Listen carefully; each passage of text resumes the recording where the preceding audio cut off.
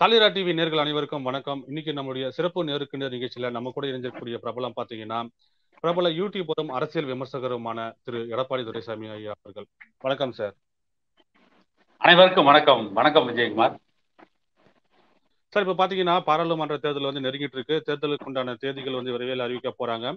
ஒவ்வொரு கட்சிகளும் பாத்தீங்கன்னா தங்களுடைய கூட்டணி கட்சிகள்ல தேர்வு செய்யறதுலயும் சரி, கூட்டணி கட்சிகளுக்கு வந்து தொகுதிகளை ஒதுக்கீடு செய்யறதுலையும் சரி மும்முரம் காட்டிட்டு வராங்க.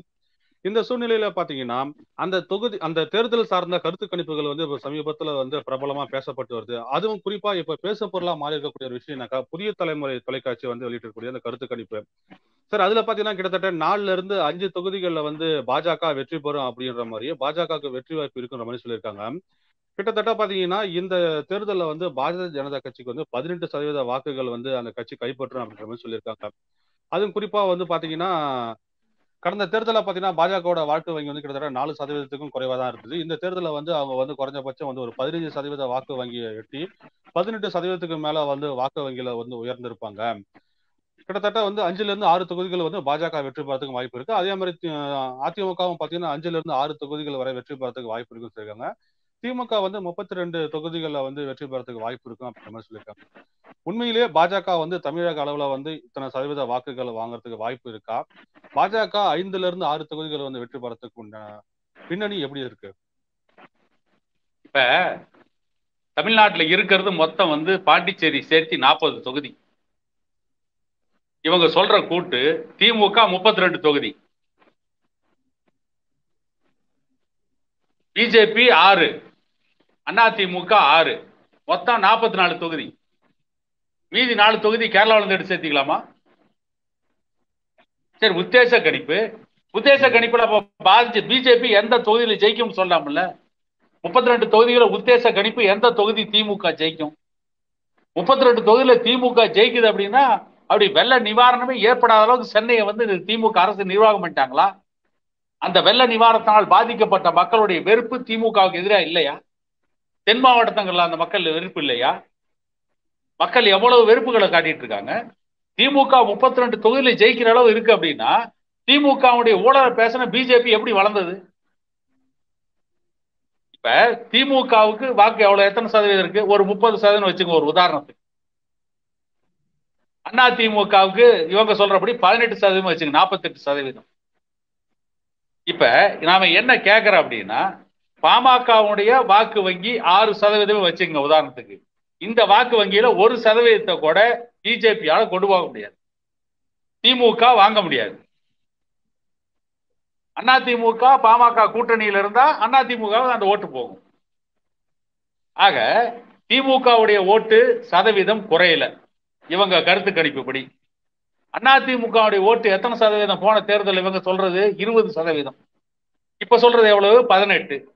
சரி, 2% வாக்கு. அந்த 2% ஓட்டும் பிஜேபிக்கு போயிருது வச்சுக்கோங்க. நாம் தமிழர் கட்சி எத்தனை சதவீதம் வாங்கியிருக்காங்க? அவங்களுக்கு இந்த தேர்தலில் வாக்கு சதவீதம் உயருங்கிறாங்க. அப்ப இவங்க கணக்குப்படி அதிமுக வாக்கு வங்கி அப்படியே இருக்குது.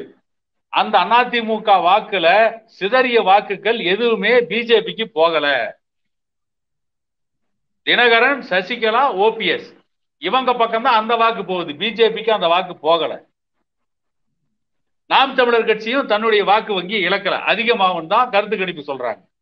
அதிமுகவும் தன்னுடைய வாக்கு வங்கி இழக்கல, அதிமுகவும் தன்னுடைய வாக்கு வங்கி இழக்கல, பாமகவும் தன்னுடைய வாக்கு வங்கி இழக்கல. அப்ப பிஜேபிக்கு எப்படி 18% வாக்கு வரும்? ஒருவேளை பல்லடத்துல வந்து வட மாநில இளைஞர்களை கொண்டாந்த மாதிரி எதனா வடநாட்டுல இருந்து ஆளுநர்? சரி, வடநாட்டுல இருந்து வந்தவங்க பல்லடத்துல 5 லட்சம் பேர் கூடினாங்கன்னு அவங்க சொல்றாங்க. 5 லட்சம் பேரே கூட இருக்கட்டும். அப்ப அந்த 5 லட்சம் ஓட்டு உழுந்தா கூட வந்து எப்படி 18% வரும்? அது அங்க எழுப்பப்பட்ட குற்றச்சாட்டு, அங்க போட்டதே 50,000 நாற்காலி தான், அதுலயே காலியா இருந்துச்சுங்கிறாங்க. அவங்க பல்லடத்துல வந்து அந்த கூட்டத்தை போட்டதுக்கு காரணமே வடமாநில தொழிலாளர்கள் அந்த கூட்டத்துல வந்து கலந்துக்குவாங்கிறதுக்காக தான். ஆக எப்படி வந்து இவங்களுக்கு 18% வரும்? இது எவ்வளவு பெரிய பித்தலாட்டம். சரி, பாமக எத்தனை தொகுதியில் ஜெயிக்குன்னு சொல்லியிருக்காங்க? அதுல வந்து குறிப்பிட்டு பேசலைங்க சார். வாக்குகளுடைய சதவீதங்கள் அதான் பாமக வராதுங்கிற மாதிரி தான் சொல்லியிருக்காங்க. இவங்க வந்து 4 தொகுதி 5 தொகுதி, அவங்க 4 தொகுதி 5 தொகுதி, மீதி வந்து திமுக ஜெயிச்சிடும் அப்படிங்கிற மாதிரி சொல்லியிருக்காங்க. பாமக ஒரு தொகுதியில கூட வராதுங்கிறாங்கல்ல. ஏன் இந்த ஊடகங்களை வந்து பாமக வந்து யார் கூட கூட்டணி வைக்க போறதுங்கிறது ஏன் இவ்வளவு பெருசா பேசிட்டு இருக்காங்க? ஒற்ற வேண்டியதானே. பாமக யார் கூட கூட்டணி வைக்க போகுது என்று இந்த ஊடகங்கள் பேசியிருக்கணும். அதை பத்தி எல்லாம் வந்து இவங்க இவ்வளவு கஷ்டப்பட்டு பேசிட்டு இருக்க வேண்டிய அவசியம் இல்லையே. பாமகவுக்குதான் வாக்கே இல்லையா, அப்புறம் அதை பத்தி ஏன் அவங்க பேசுறாங்க? அதாவது புதிய தலைமுறை வெளியிட்ட கருத்து கணிப்புல பாத்தீங்கன்னா சார், அதிமுகனா அதிமுக கூட சேர்ந்த கூட்டணி கட்சிகள், திமுகனா திமுக கூட இணைஞ்ச கூட்டணி கட்சிகள் அப்படிதான் சொல்லியிருக்காங்க. இன்கேஸ் வந்து அவங்களுடைய கருத்து கணிப்புல வந்து பாமக வந்து அதிமுக கூட சேர்த்து வச்சுக்கணும் சொல்லியிருக்கலாம். ஆனா குமுதம் ரிப்போர்ட்டர் அப்படிங்கிற மாதிரி ஒரு நாளிதழ் வந்து ஒரு கருத்து கணிப்பு வெளியிட்டிருக்காங்க. அதுல பாத்தீங்கன்னா திமுக வந்து சாலிடா வந்து 32 தொகுதிகளில் வந்து வெற்றி பெறும், அதிமுக வந்து குறைஞ்சபட்சம் 5ல இருந்து 6 தொகுதிகள் வெற்றி பெறதுக்கு வாய்ப்பு இருக்கு. பாஜக பாத்தீங்கன்னா ஒரு தொகுதியில வந்து வெற்றி பெறும், அது குறிப்பா கன்னியாகுமரி தொகுதியில வெற்றி பெறும். அதுக்கு அடுத்தது பாத்தீங்கன்னா பாட்டாளி மக்கள் கட்சி ஆகட்டும், நாம் தமிழர் ஆகட்டும், தேசிய முற்போக்கு திராவிட கழகம் ஆகட்டும், அம்மா மக்கள் முன்னேற்ற கழகங்கிற கட்சி ஆகட்டும், இந்த கட்சிகள்லாம் ஒரே ஒரு தொகுதியில் கூட வெற்றி பெறாது அப்படிங்கிற மாதிரி அவங்களுடைய கருத்து கணிப்புல வெளியிட்டு இருக்காங்க. இந்த கருத்து கணிப்பு எல்லாம் எதன் அடிப்படையில் எடுத்திருப்பாங்க? உண்மையிலே களத்துல போய் இவங்க ஆய்வு செஞ்சிருப்பாங்களா? எப்படி சார் பாக்குறீங்க அதை? இல்ல, அதாவது நான் என்ன கேக்குறேன், கருத்து கணிப்பை இவங்க எப்படி எடுத்தாங்க?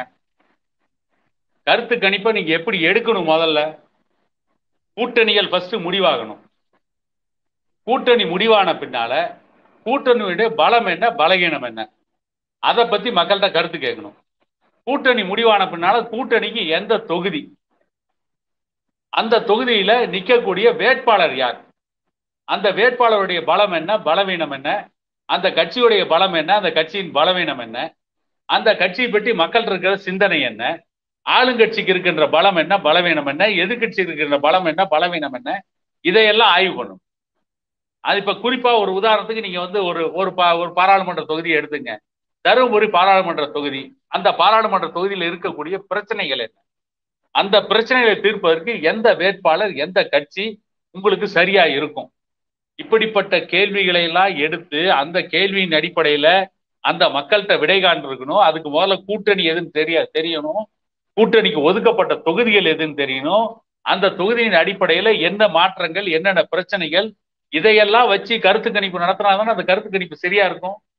இன்னும் கூட்டணியே முடியல. பிஜேபிக்கு 18 தொகுதி, 18%, பிஜேபிக்கு வந்து 6 தொகுதி ஜெயிக்கும். தமிழ்நாட்டில் பிஜேபிக்கு இதுவரைக்கும் நாடாளுமன்ற உறுப்பினர் கிடையாது. கூட்டணியில் இருக்கும் போதுதான் நாடாளுமன்ற உறுப்பினர். பொன் ராதாகிருஷ்ணன் கூட வந்து எப்ப அவங்க கூட பாமக எல்லாம் கூட்டணி இருக்கும் போதுதான் பொன் ராதாகிருஷ்ணன் ஜெயிச்சாரு. அதே மாதிரி ஏடிஎம்கே கூட கூட்டணி வச்சப்ப, திமுக கூட கூட்டணி வச்சப்ப சிபி ராதாகிருஷ்ணன் போன்றவங்க எல்லாம் தமிழ்நாட்டில் ஜெயிச்சாங்க. இது வரைக்கும் தமிழ்நாட்டில் பாரதிய ஜனதா கட்சி தனித்து போட்டியிட்டு ஒரு நாடாளுமன்ற உறுப்பினரை கூட அவர்கள் பெற்றதில்லை. இப்ப வந்து தனித்து போட்டியிட்டு பிஜேபிக்கு 6 நாடாளுமன்ற உறுப்பினர் கிடைக்கும் அப்படின்னா தனிச்சே நின்னரலாமே. அவங்க ஏன் கூட்டணிக்கு வலை வீசிட்டு இருக்கணும்? நான் ஆத்துல போய் இறங்கி என்னால கிலோ கணக்கில் மீன் பிடிக்க முடியும், நான் எதுக்கு இன்னொருத்தர் கூப்பிட்டுக்கிட்டு இருக்கணும்? என்ன விஜயகுமார், 6 தொகுதியில் நீங்க ஜெயிக்க முடியுமில்ல, அப்புறம் என்ன தனிச்சு அடிச்சு நொறுக்க நின்று ஜெயிங்க பார்ப்போம். ஏன் கருத்து கணிப்பை வந்து நீங்க கருத்து திணிப்புங்கிற பேர்ல கொடுத்துட்டு இருக்கிறீங்க? ஒரு தொகுதியில கூட ஜெயிக்க முடியாதுன்னு சொல்றீங்க பாமகவை, அப்புறம் ஏன் பாமக கூட்டணி பத்தி நீங்க பேசிட்டு இருக்கிறீங்க? பாமக தனித்து போட்டியிட்டு 1996 ஜெயலலிதாவுடைய அதிமுக 2 தொகுதி தான் ஜெயிச்சாங்க. ஆனா பாட்டாளி மக்கள் கட்சி அன்னைக்கே 4 சட்டமன்ற உறுப்பினர்களை பெற்றோம்.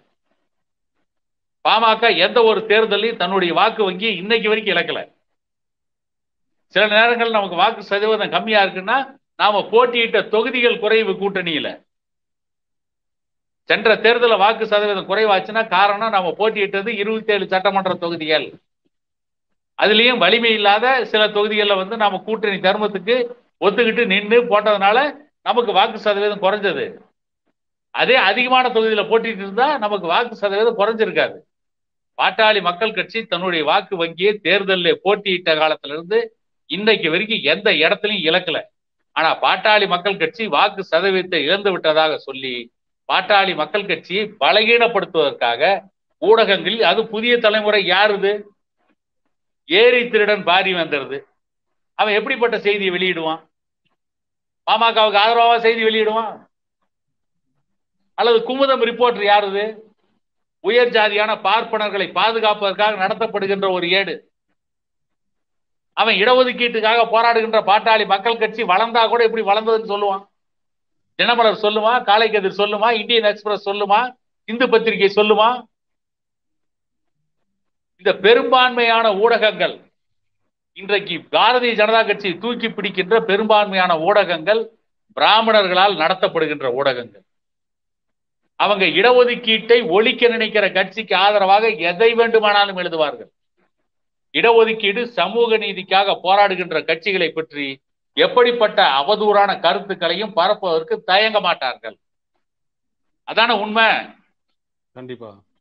ஜனாதிபதியா இருக்கும்போது வெங்கட்ராமன் போய் வன்னியர் சமூகத்துக்கு இடஒதுக்கீடு வேணும்னு டாக்டர் ஐயா பேசும்போது உத்தரப்பிரதேசத்துல பிராமணர்கள்லாம் கைவெட்டி இழுக்கிறாங்க, கை ரிக்ஷா இழுக்கிறாங்கன்னு சொல்லியா? ஏன் அவங்க மட்டும் கை ரிக்ஷா இழுக்க கூடாதா? காலம்புறா ஒரே ஜாதி தான் கை ரிக்ஷா இழுக்கணுமா? கொஞ்ச நாளைக்கு நீ கை ரிக்ஷா இல்ல, நாங்க கொஞ்ச நாளைக்கு கோயில போய் பூஜை பண்றோம். ஏன்னா கை ரிக்ஷா இழுக்கிறது என்ன கேவலமான தொழிலா?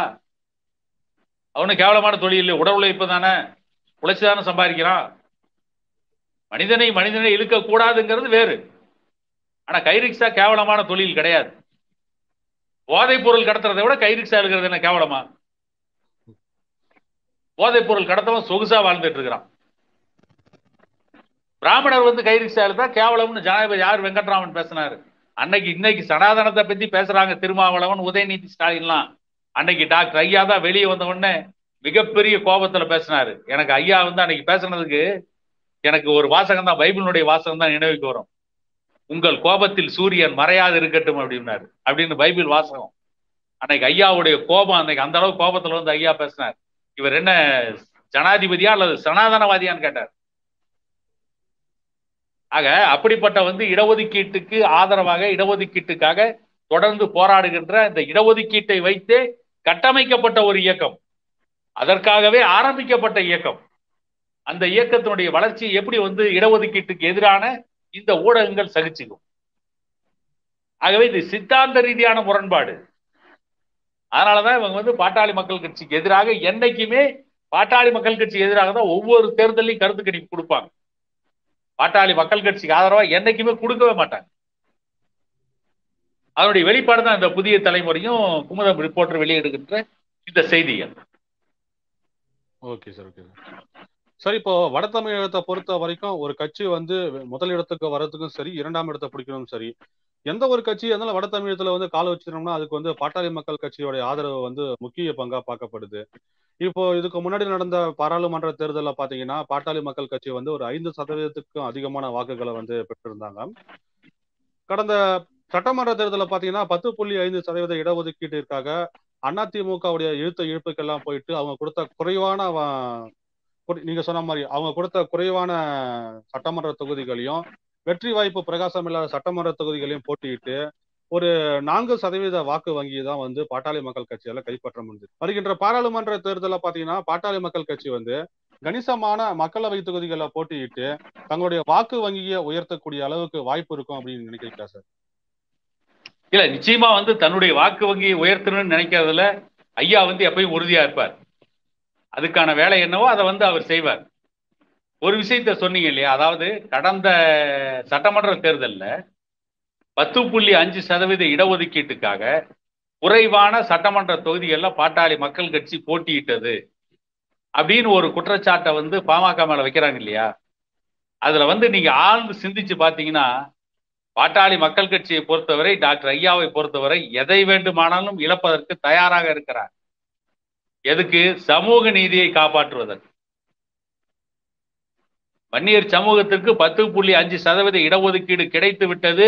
அந்த இடஒதுக்கீட்டின் மூலம் ஒரு சமூகம் முன்னேற முடியும், அவர்களுக்கான உரிமை கிடைத்து விட்டது என்பதற்காக சட்டமன்ற பதவிகளை டாக்டர் ஐயா துறக்க தயாராகிவிட்டார்.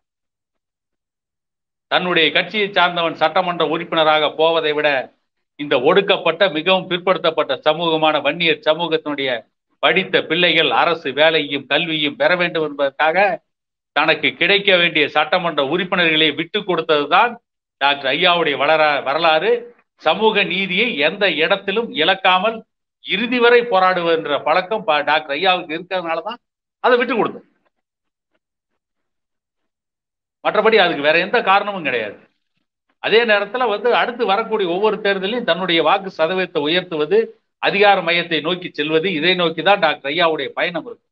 அதுல எந்த மாற்றமே கிடையாது. அதை பயன்படுத்திக்கிட்டு சமூக நீதிக்காக விட்டு கொடுத்த என்ன சொல்றாங்க, எடப்பாடி பழனிசாமிகிட்ட ரகசிய உடன்பாடு வச்சுக்கிட்டாங்க, பேரம் பேசிட்டாங்க. இடஒதுக்கீட்டுக்காக விட்டு கொடுத்ததை கூட இவர்கள் பொய்யான பிரச்சாரத்தை, அவதூறான பிரச்சாரத்தை கட்டவிழ்த்து விட்டு பாமகவின் மீது களங்கம் உருவாக்க நினைத்தார்களே தவிர எதற்காக டாக்டர் ஐயா குறைவான தொகுதியை பெற்றார் என்ற உண்மையை பேசுவதற்கு இந்த நாட்டில் டாக்டர் ஐயாவை ஏற்றுக்கொண்டிருக்கின்ற நம்மை தவிர வேறு எந்த ஊடகங்களும் பேசாது. நாம் பேசுவோம், நம்மை போன்றவர்கள் பேசுவார். வேண்டுமானால் அதை வைத்து அவதூறு கருத்துக்களை பரப்புவதிலே மட்டுமே இந்த ஊடகங்கள் குறியாக இருக்கு. நீங்க சொன்ன மாதிரி எந்த ஒரு ஆதாரமும் இல்லாமல், எந்த கூட்டணியும் அமையவில்லை, தேர்தல் அறிவிக்கவில்லை, தேர்தல் தேதி அறிவிக்கப்படவில்லை, இத்தனை பிரச்சனைகள் இருக்கின்ற பொழுதே இவர்களால் கருத்து கணிப்பு எப்படி சரியாக நடத்த முடிகிறது? இது கருத்து கணிப்பல்ல, இவர்களுடைய எண்ணத்தை கருத்து கணிப்பாக வெளியிட்டுக் கொண்டிருக்கிறார்கள், அவ்வளவுதான். நான் பாட்டாளி மக்கள் கட்சி போட்டியிட்டால் வெற்றி பெறும் அப்படின்னு சொல்றேன்னா அது என்னுடைய நம்பிக்கை. அது பாமக வெற்றி பெறும் என்னுடைய எதிர்பார்ப்பு. அதான் நான் சொல்றேன், அது எனக்கு உரிமை இருக்கு. ஆனா நடுநிலை நாளேடுன்னு சொல்லிட்டு இருக்கிறவங்க ஒரு சாராருக்கு ஆதரவாக இப்படிப்பட்ட செய்திகளை, பொய்யான செய்திகளை பரப்புவது என்பது தமிழக ஜனநாயகத்தில், தமிழகத்தில் ஊடகங்களிடையே இருக்கின்ற மிகப்பெரிய மோசமான சித்தாந்தம் தவிர வேறு எதுவும் இல்லை. விஜயகுமார், மிக்க நன்றி சார். உங்களுடைய பொன்னான நேரத்தை ஒதுக்கி ஊடகங்கள்ல சமீபத்துல கருத்து கணிப்பு அப்படிங்கிற பேர்ல திணிக்கப்பட்டிருக்கக்கூடிய கருத்துக்களுக்கு எதிரான போலி பிரச்சாரத்தின் பிம்பத்தை உங்களுடைய தெளிவான கருத்துக்களின் மூலம் மக்களுக்கு எடுத்துரைத்தமைக்கு சாலிரா டிவி மற்றும் சாலிரா டிவி நேயர்களின் சார்பாக நன்றி கடந்த வணக்கத்தை தெரிவித்துக் கொள்கிறேன். வணக்கம். சாலிரா டிவி நேயர்களுக்கும் விஜயகுமார் அவர்களுக்கும் வணக்கம்.